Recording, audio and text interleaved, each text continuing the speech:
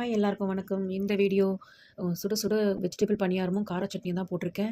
Video skip பண்ணாம பாருங்க. அதுக்கு முன்னால சப்ஸ்கிரைப் பண்ணாதவங்க சப்ஸ்கிரைப் பண்ணிக்கங்க. வாங்க வீடியோக்குள்ள போய் பணியாரம் எப்படி செய்யுதுன்னு பார்ப்போம்.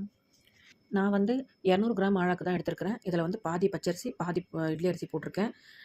நீங்கள் வந்து எந்த அளவு எடுக்கிறதா இருந்தாலும் பாதி பாதி போட்டுக்கோங்க. அப்புறம் 50 கிராம் உளுத்தம்பருப்பு போட்டிருக்கேன் நான். 1 ஸ்பூன் வெந்தயம் போட்டிருக்கேன். இதை என்ன பண்ணுறீங்க, நல்லா வாஷ் பண்ணிவிட்டு ஒரு 4 மணி நேரம் 5 மணி நேரம் ஊற வச்சுருங்க. நல்லா ஊறட்டும். ஊறினதுக்கப்புறமா இதை மிக்ஸி ஜாரில் போட்டு அரைச்சி எடுத்துக்கோங்க. நான் கொஞ்சமாக தான் பண்ணியிருக்கேன். நீங்கள் வேணால் கொஞ்சம் எக்ஸ்ட்ரா கூட பண்ணிக்கலாம்.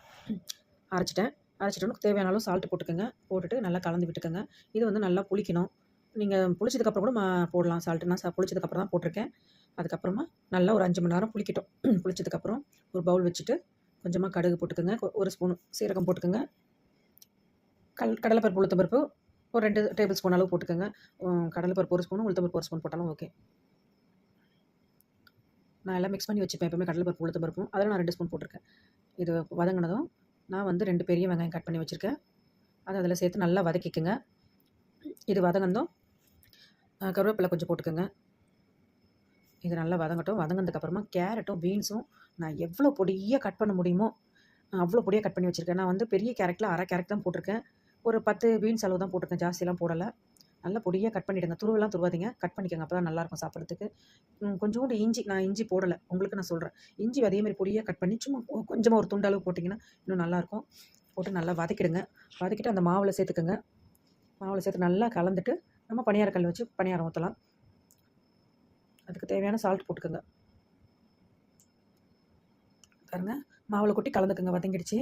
நல்லா கலந்துட்டு நீங்கள் பணியாரம் ஊற்றுங்க. இதுக்கு வந்து கார சட்னி நல்லா இருக்குன்றதுக்காக நான் கார சட்னி பண்ணியிருக்கேன். அது எப்படி பண்ணுறதுன்னு நான் சொல்லியிருக்கேன் பாருங்கள். இதை செஞ்சு ஈவினிங்கில் ஸ்நாக்ஸாக பசங்களுக்கு கொடுங்க. நல்லா சாப்பிடுவாங்க. கடையில் சிப்ஸ் அது இதுன்னு வாங்கி கொடுக்காதீங்க, உடம்புக்கு கெடுதல். இதை செஞ்சு கொடுங்க பசங்களுக்கு, நல்லா சாப்பிடுவாங்க. நம்மளுக்கும் நல்லது தானே இதெல்லாம் சாப்பிட்டா. காய்கறி சாப்பிட பசங்களுக்கும் இது நல்லது. பாருங்கள் எவ்வளோ கெட்டியாக இருக்கு மாவு. அந்த அளவுக்கு பண்ணிக்கோங்க போதும். இதை நீங்கள் செஞ்சு சாப்பிட்டு பார்த்துட்டு எனக்கு கமெண்ட்டில் சொல்லுங்கள். நாங்கள் செஞ்சு சாப்பிட்டு பார்த்தா எங்களுக்கு நல்லா வந்துச்சு. இதில் நம்ம காய்கறி தான் போடணும்ல, நமக்கு பிடிச்சதா எது வேணாலும் போட்டுக்கலாம். போட்டு பணியாரம் ஊற்றிக்கலாம். ஸ்வீட் பணியாரம் கூட ஒரு நாளைக்கு நான் வீடியோ போடுறேன் பாருங்கள். இவ்வளோதான், பணியாரம் ஊற்றி சாப்பிட்டு பாருங்கள். இது எவ்வளோ சூப்பராக இருக்குன்னுட்டு. அந்த காலத்துலலாம் இதுதான் செஞ்சு கொடுப்பாங்க. ஸ்நாக்ஸு, டிஃபன் எல்லாமே இதுதான் சாப்பிடுவாங்க. இப்போலாம் நம்மளாம் இதை செய்யறதுக்கு டைம் இல்லைன்னு கம்முன்னு இருந்துடும். ஆனால் இதெல்லாம் உடம்புக்கு நல்லது. செஞ்சு சாப்பிட்டு பாருங்கள். நான்லாம் வீட்டுக்கு விருந்தாளி வராங்கன்னா உடனே இதை தான் பண்ணுவேன். நான் இதை செஞ்சு கொடுத்தா நல்லா சாப்பிட்டுட்டு போவாங்க விருந்தாளிங்க. அவ்வளோதான், ஒன்று ஒன்றா திருப்பி விட்டுக்குங்க. ஒரு பக்கம் ரோஸ்ட் ஆகிடுச்சு, இன்னொரு பக்கம் ரோஸ்ட் ஆகட்டும். ஆயில் கம்மியாகவே சேர்த்துக்குங்க, உடம்புக்கு நல்லது. நான் ஆயில் ரொம்ப சேர்த்துக்க மாட்டேன்.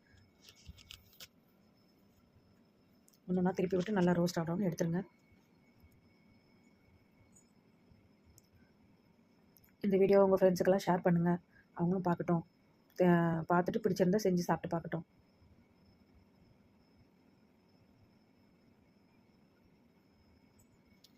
நீங்கள் சப்ஸ்கிரைப் பண்ணால் தான் நான் அடுத்தடுத்து போடுற வீடியோ காட்டும். சப்ஸ்கிரைப் பண்ணிக்கோங்க. இப்போ நம்ம இது பணியாக ரெடி ஆகிடுச்சு. கார சட்னி எப்படி சேர்த்து பார்ப்போம். நான் வந்து ஒரே ஒரு பெரிய தக்காளி எடுத்திருக்கேன். ஒரு 5-6 பல்லு பூண்டு உரிச்சி போட்டிருக்கேன். 10 மிளகா போட்டிருக்கேன், காஞ்ச மிளகா. இதை போட்டு நல்லா அரைச்சிக்கோங்க. நைஸாக அரைச்சிக்கோங்க. அரைச்சிட்டு என்ன பண்ணுறீங்க, அது தேவையான சால்ட்டு அரைச்சிட்டு ஒரு பவுலில் மாற்றிக்கோங்க. மாற்றிட்டு ஒரு தாளிப்பு கரண்டி வச்சு கொஞ்சம் எண்ணெய் ஊற்றி கடுகு போட்டு நல்லா பொரிட்டோன்ட்டு கருவேப்பிலை போட்டு இறக்கிடுங்க. அதில் போட்டு ரோஸ்ட் ஆக்கக்கூடாது. கருவேப்பிலையை பச்சையாக தான் இருக்கணும். கருவேப்பிலை போட்டு அப்படி இறக்கிட்டு அது மேலே ஊற்றிடுங்க. சட்னி மேலே நல்லா கலந்து விட்டுடுங்க. பாருங்கள்,